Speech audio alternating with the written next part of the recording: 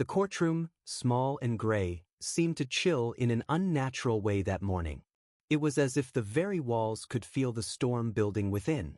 Rain pummeled the tall windows, leaving sharp streaks of water that streaked across the glass and cast smudged shadows on the polished floor. The audience in the gallery shifted nervously, murmuring to each other in hushed tones. Their eyes constantly darted toward the front, filled with a palpable unease. At the defendant's table sat Sergeant Mark Thompson, a 39-year-old military veteran who had served 2 tours in the Middle East. Time had taken its toll on him.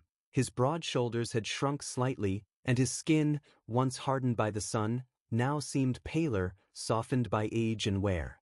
A bulky brace wrapped around his left leg, and 2 crutches leaned against the table beside him. His face, etched with the lines of someone who had witnessed the horrors of war, still held a look of quiet composure. He sat upright, his old military dress uniform, well-maintained but far from new, was a silent testament to who he had once been, and still was, in his heart. But Mark wasn't there for something as serious as violence or theft. He wasn't a criminal. His presence in that courtroom was due to a string of missed court dates, stemming from unpaid parking tickets. These had accumulated over time as he struggled to navigate a public transport system that wasn't made with people like him in mind, people with mobility challenges. The system didn't care about his limp. That much had become all too clear. The judge overseeing the case was Patricia Brooks, known for her no-nonsense attitude and strict interpretation of the law. She was cold-eyed and clinical, her reputation for efficiency and an unyielding demand for compliance well established. To her, missing a court date was a simple matter, guilty. Assistant District Attorney Eric Bellamy, seated at the prosecution's table, looked bored. He wasn't interested in the backstory. For him, Mark's case was straightforward, a simple formality before moving on to the next case. The courtroom fell silent as the court clerk called for order, and Judge Brooks entered. Her black robe swished behind her, an imposing silhouette in the dim light. She took her seat with a practiced calm, flipping through the case file. "Sergeant Mark Thompson," she called, her voice like a chill wind, "you are charged with contempt of court for failing to appear as instructed. How do you plead?" Mark struggled to rise, placing one hand on the table for support, the other gripping his crutch. "Not guilty, Your Honor," he replied, his voice steady but filled with quiet resolve. Judge Brooks frowned as she flipped through the briefcase file. "Excuses have already been submitted," she said, her tone unyielding. "Contempt is contempt.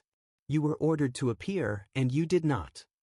"I tried, ma'am," Mark started, but Judge Brooks silenced him with a raised hand. "We'll proceed with sentencing," she announced. "Your service in the military will be considered, but—" She paused, her gaze piercing through the courtroom. "This courtroom demands respect. Before I issue a sentence, you will stand without assistance, like any other citizen, and face this court properly." The tension in the room thickened. Mark's leg, injured years ago in an IED blast, began to tremble under the strain. Doctors had warned him that standing on his own could cause irreversible damage. He might fall. He might never walk again.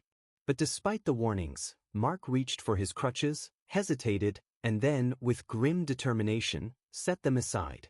The room fell utterly silent. All eyes were on him. Mark planted one foot on the floor, the other leg spasming under the pressure. His brace creaked with the strain. He gritted his teeth as his muscles quivered, his fingers shaking. For 3 agonizing seconds, he stood, swaying and trembling but still upright. Then, with a violent buckling of his knee, Mark collapsed. Gasps rippled through the gallery as his body crumpled to the floor. His shoulder hit first, followed by his head striking the cold tile with a sickening thud. His crutches clattered away. A woman screamed in the back, and a fellow veteran clenched his fists, rising in anger. Even Eric Bellamy flinched. But it was what happened next that stunned everyone into silence. Lying on the floor, Mark didn't stay down. His body trembled, his breath ragged, but he fought with everything he had to push himself back up. His limbs shook violently, his muscles burning with effort. He wasn't about to quit. He was a soldier. And soldiers rise. "Bailiff," Judge Brooks ordered, her voice strained, Assist the defendant. The bailiff, an older man with a weathered face and a silver buzz cut, knelt beside Mark. Take it easy, son, he said softly. Don't push it. I'm okay, Mark rasped, his voice low but firm. I can do this. No, a woman's voice interrupted sharply from the back of the room. The crowd parted as a figure hurried forward, Mark's sister, Emma. She wore hospital scrubs, a badge dangling from her neck. Tears streaked her face as she dropped to her knees beside him. Please don't, she begged. You've done enough. Please stop. Emma gently cradled her brother in her arms, murmuring words of comfort as she held him close. She could feel the weight of the moment, the injustice that had unfolded, but also the strength of the man she knew him to be. In the silence that hung in the room, Judge Brooks remained still, watching. On the other side, Assistant Attorney Bellamy averted his gaze, as though trying to pretend the weight of the courtroom had not shifted entirely. It was no longer about a man on trial, it was about a hero who had given everything and still fought to rise. One by one, veterans in the gallery stood. First an elderly man, then another, and soon a dozen others had risen, not with anger, but with quiet defiance. They didn't shout or raise fists.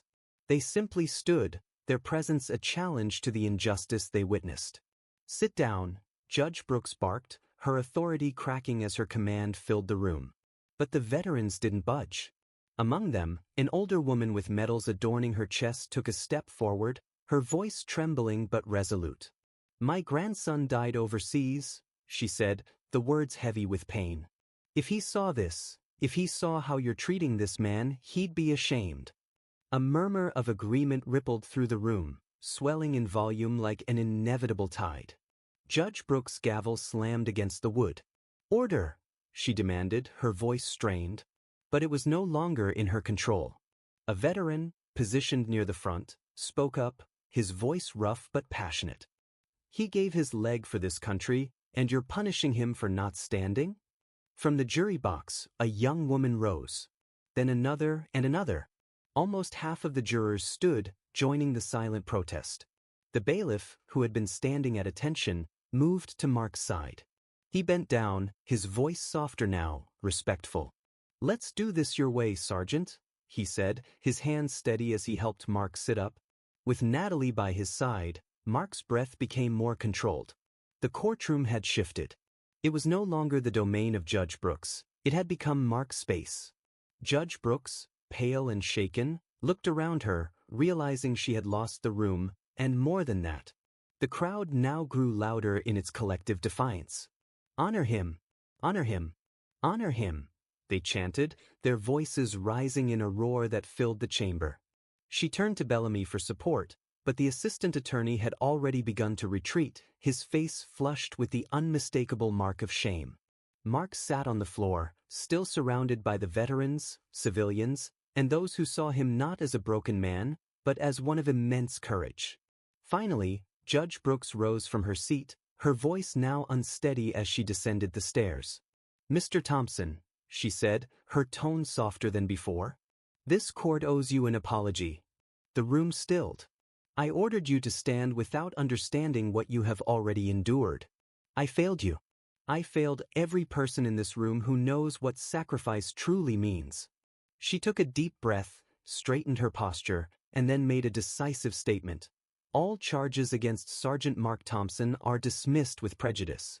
His record will reflect only the honor he has earned. The applause that followed was thunderous, rolling through the room like a wave. And yet, Judge Brooks didn't step away.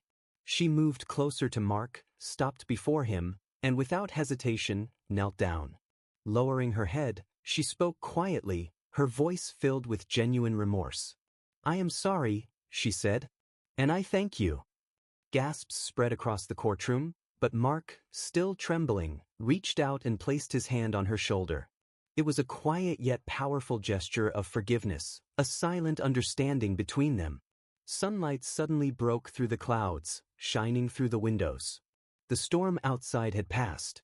The crowd, now growing larger, filled the street. Veterans in uniform, civilians waving flags, and homemade signs proclaiming "Honor our heroes" and "Mark Thompson, American strength dotted the crowd. When Mark, now in a wheelchair, appeared, a hush fell over the street. Then, slowly, applause began, steady, reverent, raw. A reporter pushed forward, his camera ready. "Mr. Thompson, what do you want people to know?" he asked. Mark paused, taking a deep breath. "I didn't stand because a judge told me to," he said, his voice calm yet filled with emotion. "I stood because that's what we do. Even when we fall, we rise." He looked up, his eyes moistening. "And sometimes, when we can't stand, that's not weakness. It's proof we gave everything we had." His words spread like wildfire, viral clips, national headlines, and news broadcasts. Schools, courtrooms, and city halls everywhere took notice. Laws were reviewed, policies rewritten, and changes were made. Mark returned to a quieter life after the public outcry, but not for long. One evening, there was a knock on his door. Natalie opened it, and there stood 3 officials. One of them, a poised woman with dark hair named Valerie Price from the Office of Veterans Affairs, stepped forward. "Sergeant Thompson," she said warmly, "we're here to ask if you'd accept an appointment as a national ambassador for veterans' rights." Mark was stunned. "I'm no politician," he said, shaking his head. "You don't need to be," Valerie replied with a smile. "You just need to be who you are."